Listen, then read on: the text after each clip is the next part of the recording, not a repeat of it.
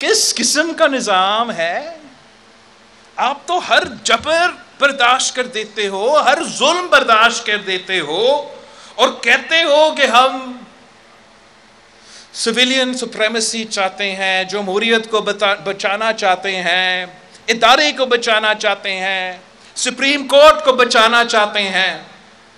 अब supreme court को supreme court से कौन बचाएगा?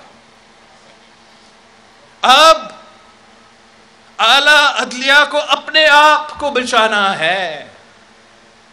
पहले भी मसले आए हैं, लेकिन इस किस्म का वाज़े जो फर्क नजर आ रहा है वो कभी पाकिस्तान की तारीख में नजर नहीं। जहां बाकी जजेस तीन जजेस के खिलाफ खुद एतराज़ात उठा रहे हैं, अदम एतमाद का इजहार कर रहे हैं।